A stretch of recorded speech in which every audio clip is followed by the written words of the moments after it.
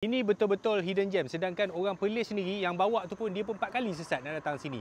Kampung Batu Bertangkup. Siapa ingat kisah yang mak dia tu kempunan telur ikan tembakul dekat sini lah, dekat Kampung Batu Bertangkup. Jadi bila si Pekan tu dia makan telur ikan tembakul, mak dia kecewa, mak dia datang sini makan nasi kandar Hashim.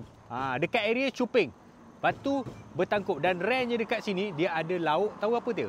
Perut lembu yang belum dipotong lagi. Dia dah masak tapi kita nak makan baru dia potong. Dan juga killer menu nasi kandar dia ialah kambing. Selain daripada itu, kalau siapa tak makan nasi kandar, boleh makan bihun sup. Pun sedap juga. Kalau siapa nak rasa makanan kedai dekat vibe kampung, datang sini.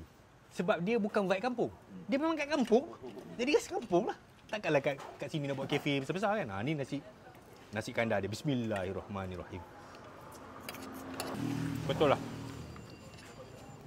Saya rasa kan, kat Perlis ni kan, katakan kita bawa motor, kita hoyong hayang kan, cari kedai makan, pam, langgar tiang, jatuh motor, ada kedai makan masuk, confirm sedap.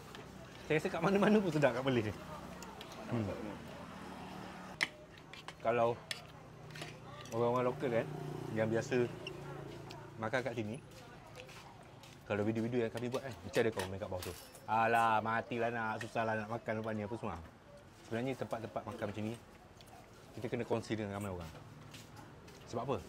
Sebab sedap. Kita kena berkongsi rezeki dengan semua orang. Tak apalah, sebab saya jangan datang. Kan yang hari-hari datang tu, adab je lah.